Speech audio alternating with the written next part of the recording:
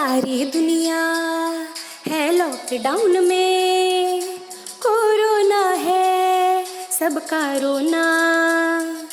डरने वाली बात नहीं है, सावधानी हमको रखनी है। 1 मीटर की दूरी से ही बात है हम सबको करनी है। बच्चों आओ पढ़ो सभी, कोरोना से डरो नहीं। बच्चों आओ पढ़ो सभी, कोरोना से डरो नहीं। पढ़ना लिखना है सबको, आगे बढ़ना है सबको।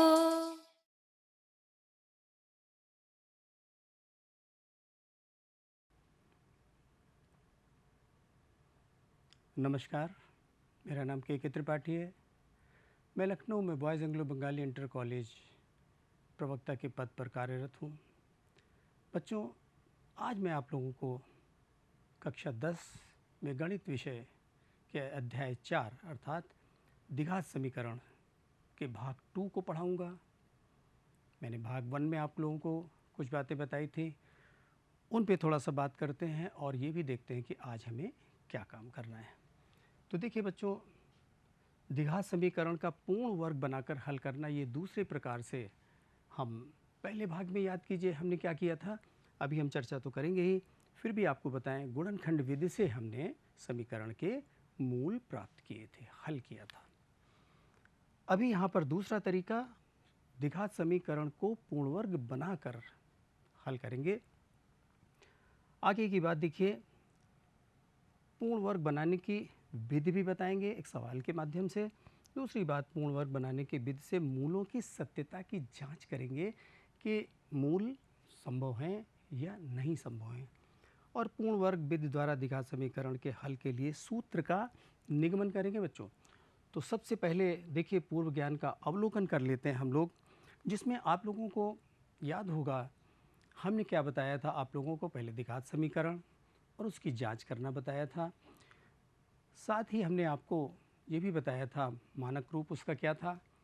इसके बाद हमने गुणनखंड विधि से समीकरण को हल करना बताया था, और हल करने के बाद जो हल आता है उन्हीं को मैंने बताया था समीकरण के 2 मूल होते हैं। तो यहाँ पर आपके पास में एक प्रश्न आपको फिर से याद दिलाने के लिए, निम्न समीकरण को बताइए। ये समीकरण, निम्न समीकरण को बताइए द्विघात है अथवा नहीं। यदि हाँ तो गुणनखंड से मूल ज्ञात करें। तो बच्चों, सर्वप्रथम हमने बताया था मानक रूप समीकरण का क्या होता है, ax² प्लस bx प्लस सी बराबर 0। तो ये मानक रूप अगर किसी समीकरण का है तो हमारा द्विघात समीकरण है। और उसमें आवश्यक बात क्या थी, x² का गुणांक अवश्य होना चाहिए। तो x² का गुणांक 0 नहीं होना चाहिए। बताया गया था कि a 0 नहीं हो सकता। तो यहाँ पर ऐसा ही हमारे समीकरण में a की जगह पर क्या है, 1 है, और बाकी चीज़ें यहाँ पर घटते हुए घातों के क्रम में, अर्थात ये द्विघात समीकरण है। तो चलिए इसके गुणनखंड करते हैं। 6 के 2 ऐसे गुणनखंड जिनका योग 5 हो। तो x² minus 3x plus 2x plus 6 बराबर 0। अभी आपने क्या किया, ब्रैकेट खोला, माइनस है, चिन्ह बदल जाएंगे। 3x माइनस 2x प्लस 6 बराबर 0। 2 के जोड़े बनाए, x कॉमन लिया, आपको मिला x माइनस 3। यहाँ से -2 कॉमन लिया तो पुनः x माइनस 3 बराबर 0। x माइनस 3 दोनों में से उभयनिष्ठ कॉमन हो गया, x माइनस 2 बराबर 0। ये 2 गुणनखंड आपको प्राप्त हो गए। और बारी बारी से देखिए, इन दोनों गुणनखंडों को हम 0 के बराबर दिखलाते हैं। x माइनस 3 बराबर 0 अर्थात x बराबर 3, और दूसरी बात x माइनस 2 बराबर 0 अर्थात x बराबर 2। तो ये 2 हल प्राप्त हो गए समीकरण के x के मान, और इन्हीं को हम कहेंगे समीकरण के मूल कितना होंगे, 3 व 2 हैं। इस प्रकार से हमने कार्य किया था समीकरण का, द्विघात समीकरण का गुणनखंड विधि से। बच्चों आइए आगे चलते हैं। अब हम पूर्ण वर्ग बनाकर समीकरण को हल करेंगे, जिसमें देखिए हमें x में जो द्विघात समीकरण दिया गया है उसमें x के पदों को हम समाहित करके उसका पूर्ण वर्ग बनाएंगे और पूर्ण वर्ग बनाने की विधि आपके सामने यहाँ पर है, इसको फॉलो करेंगे। आपके पास कॉपी पेन है, ज़रूर इसको नोट कीजिए क्योंकि इस पर हम आगे एक प्रश्न करने जा रहे हैं। एक्स स्क्वायर के गुणांक को 1 बनाएंगे, तत्पश्चात x के गुणांक के आधे का वर्ग दोनों पक्षों में जोड़ेंगे और वो या तो इस तरह का बन जाएगा a plus b whole square अथवा a minus b whole square बन जाएगा। फिर हम x का मान वर्गमूल लेकर के सॉल्व कर लेंगे। तो आइए चलते एक प्रश्न करते हैं इसी विधि पे। आपके सामने एक प्रश्न दिया है, को पूर्ण वर्ग बनाकर हल करें। तो बच्चों अभी पिछली स्लाइड में हमने आपको बताया एक्स स्क्वायर के गुणांक को 1 बनाएंगे। तो यहाँ पर एक्स स्क्वायर का गुणांक 2 है, तो क्या लिखेंगे, दोनों पक्षों में क्या करेंगे, 2 से भाग देने पर, दोनों पक्षों में दाएं और बाएं दोनों तरफ लेफ्ट हैंड साइड और राइट हैंड साइड 2 का भाग कर देंगे। देखिए भाग करते हैं तो यहाँ पर से क्या मिलेगा हमें, x square minus 7 upon 2x plus 3 upon 2 और यहाँ पर 0 को 2 से भाग करेंगे तो आपको क्या प्राप्त होगा, 0 ही प्राप्त होगा। ठीक है, अब देखिए क्या करते हैं, यहाँ पर दूसरा काम बताएगा x के गुणांक का आधा। तो बच्चों 7 अपॉन 2 का आधा जब कर देंगे तो मिल जाएगा 7 अपॉन 4। तो x के गुणांक के आधे का वर्ग दोनों पक्षों में जोड़ते हैं। तो ध्यान दीजिए, x square minus 7 upon 2x plus 7 upon 4 इस तरफ में जोड़ा और 3/2 यहाँ पर पहले से लिखा है और 7 अपॉन 4 का वर्ग दाहिनी तरफ भी जोड़ दिया। अगली लाइन देखिए, मैंने कहा था कि ये a plus b whole square या a minus b whole square बनेगा, तो यहाँ पर ये माइनस आपको दिखलाई दे रहा है, अर्थात ये x माइनस 7 अपॉन 4 का होल वर्ग बन गया। 3/2 को उस तरफ ले जाएंगे, उधर हमारे पास पहले से क्या है, 7 का वर्ग किया और 4 का, और ये माइनस का 3/2। लघुत्तम ले लिया आपने 16, आपको यहाँ पर मिल रहा है 49 माइनस देखिए 24 और इस जगह से x माइनस 7 अपॉन 4 का घात 2। देखिए हमारे पास क्या बचता है, x माइनस 7 अपॉन 4 की घात 2 और यहाँ पर से हमें बच रहा है 25 बटे कितना, 16। 25 बटे 16 को हम लिख सकते हैं 5/4 का वर्ग और यहाँ पर इसको ऐसे ही रहने दिया। अब बच्चों देखिए वर्गमूल ले लेंगे दोनों तरफ में, तो वर्गमूल लेंगे, यहाँ से मिलेगा x माइनस 7 अपॉन 4 और इस जगह से प्लस माइनस का जब वर्गमूल लेंगे तो 5/4।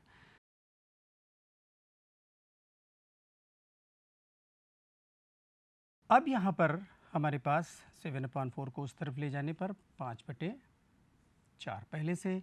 एक बार बच्चों प्लस चिन्ह लेने पर, प्लस चिन्ह लेने पर देखिए आपको क्या मिलता है, x बराबर 7 अपॉन 4 प्लस 5 अपॉन 4, अर्थात आपको यहाँ पर प्राप्त हो रहा है, 4 लघुत्तम लिया 7 प्लस 5, 12/4 या फिर कितना, 3। ध्यान दीजिए बच्चों इस जगह पर, इस जगह पर आपको माइनस चिन्ह भी एक बार लेना है, तो माइनस चिन्ह लेने पर, माइनस चिन्ह लेने पर देखिए माइनस चिन्ह लेने पर क्या मिल रहा है हमें, x बराबर 7 अपॉन 4 माइनस 5 अपॉन 4, अर्थात यहाँ पर से कितना मिल रहा है हमें, 4 लघुत्तम ले लेंगे तो कितना मिल जाएगा यहाँ पर, 7 माइनस 5 या फिर 1/2।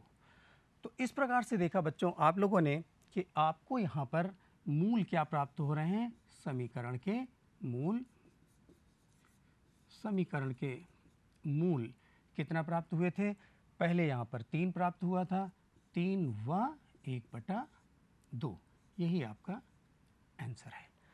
तो इस प्रकार से देखा आप लोगों ने कि द्विघात समीकरण को पूर्ण वर्ग बनाकर हल करने की विधि हमने आपको बताई।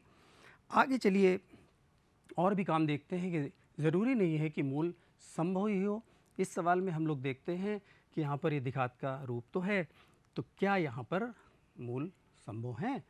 तो देखिए पूर्ण वर्ग बनाने की विधि से मूलों की सत्यता की जांच हम कर रहे हैं। यहाँ पर पुनः वही काम करेंगे। दोनों पक्षों में देखिए, दोनों पक्षों में 4 से भाग देने पर, तो यहाँ पर से मिलेगा x square plus 3/4x plus 5/4। तो बच्चों यहाँ पर 4 से भाग करने पर दाहिनी पक्ष पर भी ये प्राप्त हुआ। अब देखिए दूसरा काम वही जैसा बताया गया था, x के गुणांक के आधे, अर्थात आपको यहाँ पर 3/4 का आधा कितना 3/8 होगा, तो 3/8 का वर्ग आप दोनों ओर जोड़ दीजिए। ये तो शून्य ही था, तो यहाँ पर 3/8 का वर्ग उस तरफ जोड़ दिया तो इधर भी जोड़ दिया, और ये देखिए तीनों मिलकर के आपको धनात्मक हैं। क्या बना रहे हैं? x प्लस 3/8 का घात 2 बराबर पर देखिए इधर कितना आपके पास है 9/64, और बच्चों ये 5/4 उस तरफ में शिफ्ट हो गया तो माइनस का हो गया। अगली लाइन देखिए जरा सा, यहाँ पर क्या है, x प्लस 3/8 का घात 2 है, और यहाँ पर दाहिने पक्ष में 64 आपने लघुत्तम लिया, तो आपको यहाँ पर से 9 माइनस 64 से ये 16 5 80, अर्थात आपको माइनस का 71 मिल गया। बच्चों ध्यान दीजिए, ये बड़ी इम्पोर्टेंट बात आपके सामने है कि वर्गमूल हम लेने जा रहे हैं, अब घात 2 हटाने जा रहे हैं, तो इधर तो माइनस में हमारे पास है। ये संभव कैसे हो सकता है? x के किसी भी मान के लिए यदि उसका वर्ग करेंगे तो हमेशा धनात्मक संख्या मिलेगी, परंतु यहाँ पर तो माइनस में लिखा है। तो x के किसी भी मान के लिए इसका मान देखिए x प्लस 3/8 का वर्ग सदैव क्या होगा बच्चों? सदैव धनात्मक होगा, धनात्मक होगा, परंतु यहाँ पर ऋणात्मक है। परंतु -71/64 का अर्थ क्या हुआ? का अर्थ है समीकरण के मूल क्या होंगे बेटा? वास्तविक नहीं होंगे, वास्तविक नहीं हो सकते। ध्यान दीजिए बच्चों, समीकरण के मूल वास्तविक नहीं होंगे यदि आपको इस तरफ तो पूर्ण वर्ग बन गया है परंतु दाहिनी ओर माइनस चिन्ह प्राप्त है। इस बात का विशेष ध्यान रखिएगा। जांच का मतलब ही हमारा यही है कि क्या मूल वास्तविक होंगे। वास्तविक मूल अर्थात हमें वर्गमूल मिल जाता है, यहाँ पर धनात्मक संख्या होती तो हम कहते हैं वास्तविक मूल है, परंतु यहाँ पर ऋणात्मक है, इसलिए इससे हमेशा चौकन्ने रहिएगा। आगे चलते हैं बच्चों, हमारे पास फिर से एक द्विघात समीकरण दिया है, और यहाँ पर आपको क्या करना है, एक्स स्क्वायर के गुणांक को 1 नहीं बनाना, एक्स स्क्वायर के पूरे गुणांक को ही पूर्ण वर्ग बना देना है। तो देखिए ज़रा सा, यहाँ पर 3 है तो 3 का वर्ग हो नहीं सकता, यहाँ पर 3 को हम वर्ग के रूप में नहीं लिख सकते, अर्थात दोनों पक्षों में क्या करें, देखिएगा इस विधि को, दोनों पक्षों में 3 से गुणा करने पर, 3 से गुणा कर दीजिए तो क्या हो जाएगा, देखिए 9x² माइनस 15x प्लस 6 बराबर 0। अब देखिए ज़रा सा, इसको लिख सकते हैं आप 3x का होल वर्ग, पूर्ण वर्ग बन गया।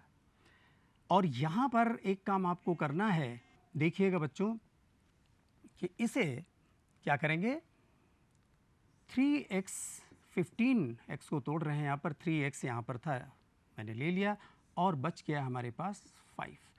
तो होगा क्या बच्चों, देखिए यहाँ पर अपने मन से क्या करना है, एक 2 से गुणा करना है और 2 से भाग करना है, क्योंकि ये हम 2ab का टर्म बनाना चाहते हैं। तो देखिए क्या हो गया, मैंने 2 से भाग किया और 2 से, और आगे देखिए हम अब क्या करेंगे, 3x का वर्ग माइनस 2, 3x और यहाँ पर 5/2, और अब क्या करेंगे, 5/2 का वर्ग, ध्यान रखिए दोनों ओर जोड़ देंगे, तो 5/2 का वर्ग दोनों ओर जोड़ दिया।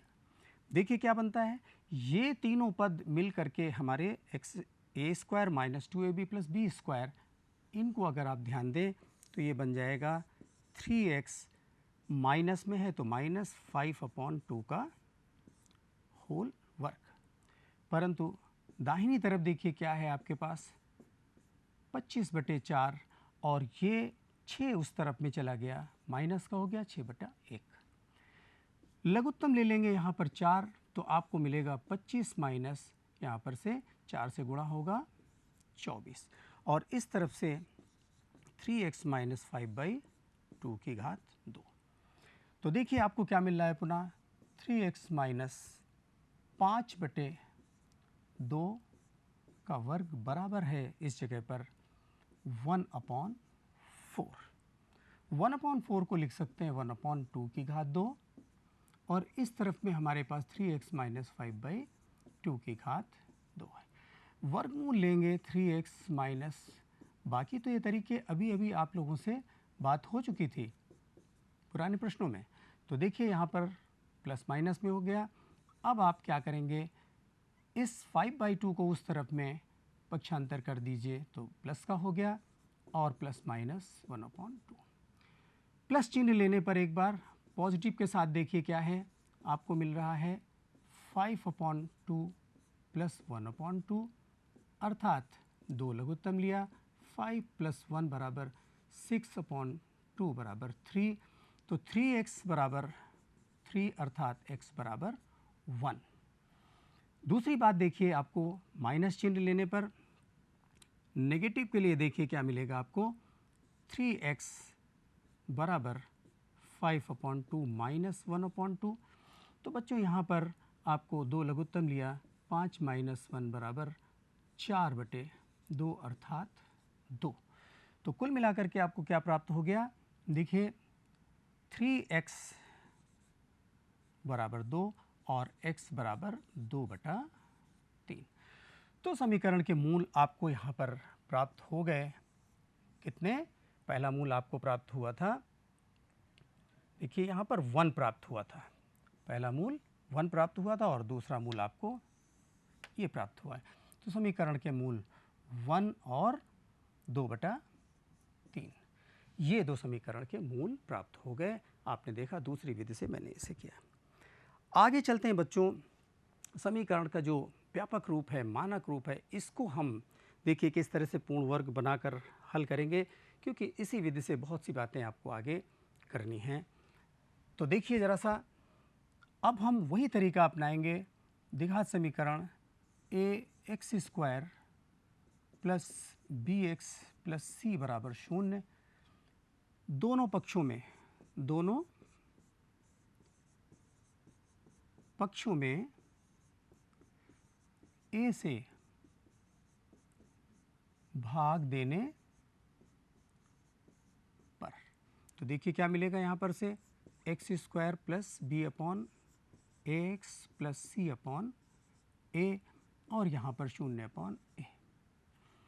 तो यहाँ पर वही तरीका, x के गुणांक का आधा, अर्थात x² plus b/a into x plus, इसका आधा कितना हो जाएगा बेटा, b/2a और उसका वर्ग, और दोनों तरफ की बात हो रही, इधर देखिए पहले से शून्य है तो यहाँ पर b अपॉन 2a का वर्ग दाहिनी तरफ भी हमने छोड़ दिया।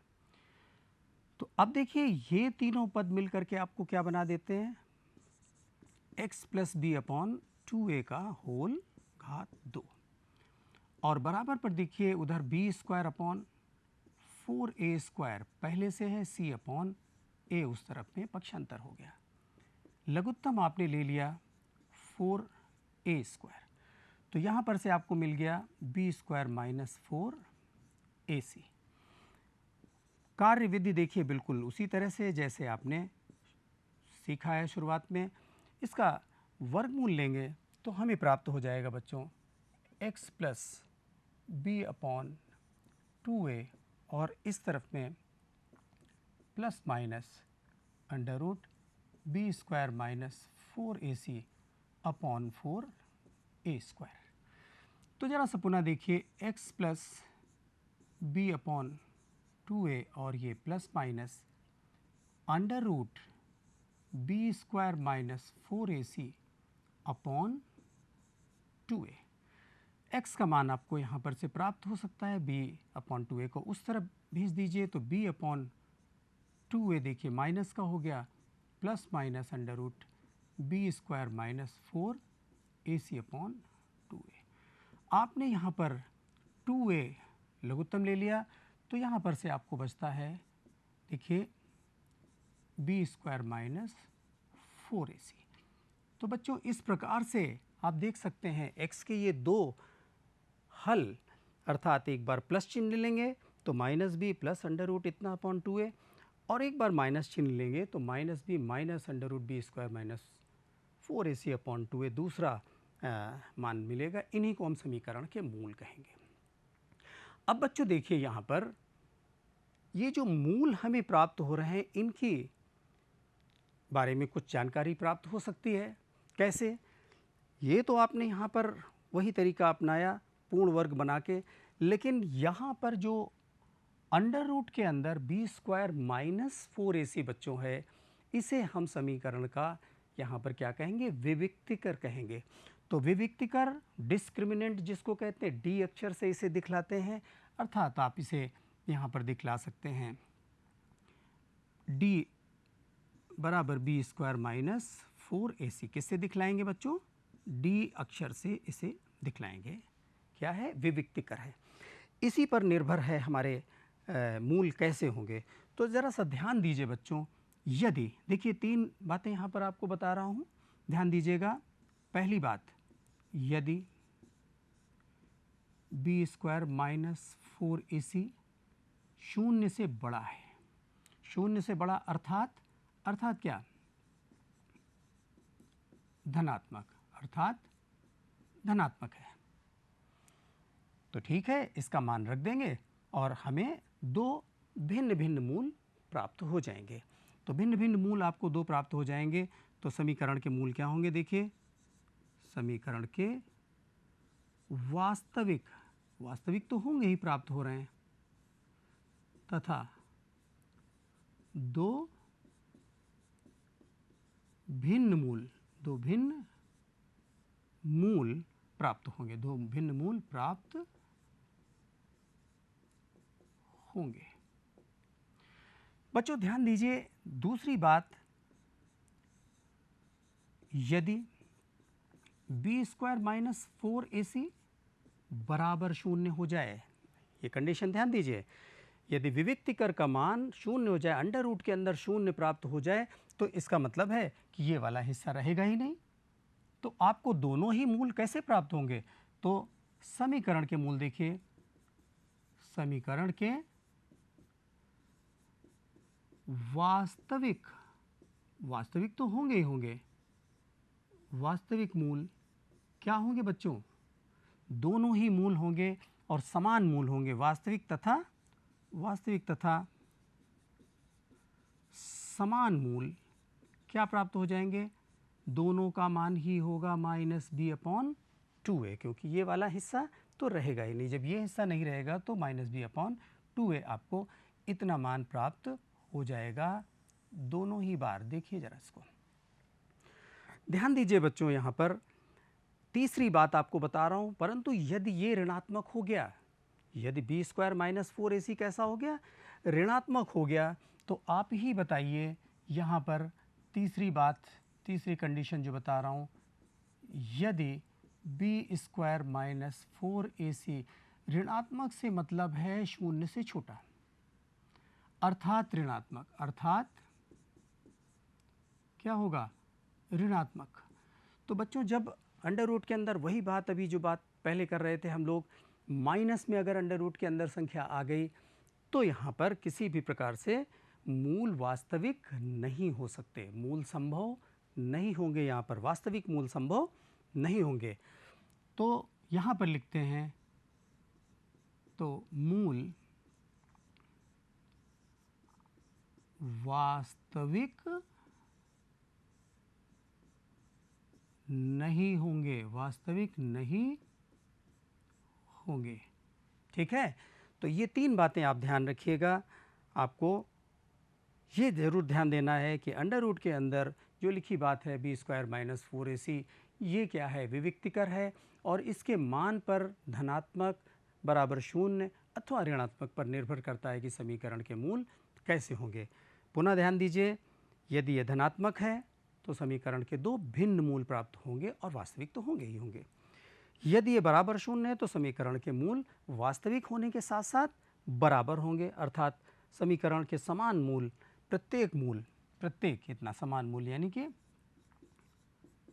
प्रत्येक मूल कितना होगा, माइनस बी अपॉन 2a।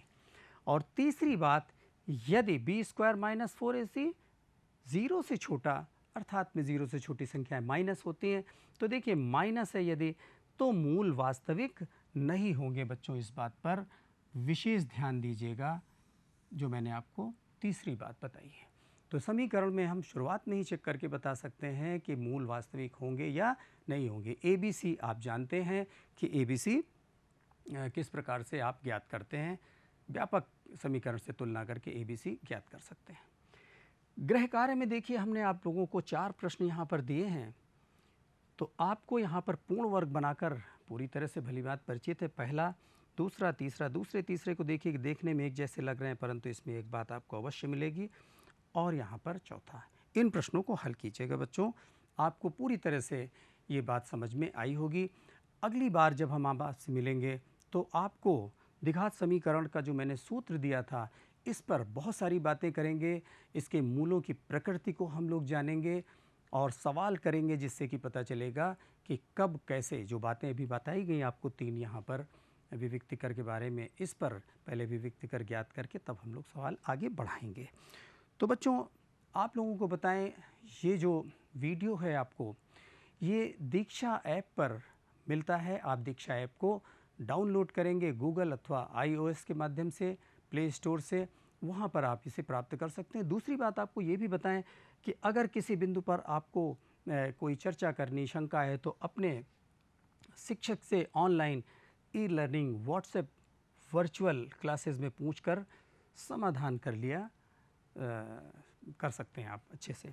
ठीक है बच्चों, एक बात और आपको बताएं, YouTube पर भी ये उत्तर प्रदेश माध्यमिक शिक्षा विभाग के इस वेबसाइट पर इसे आप वीडियो को देख सकते हैं। तो आगे मिलते हैं आपसे भाग 3 में, तब तक के लिए धन्यवाद।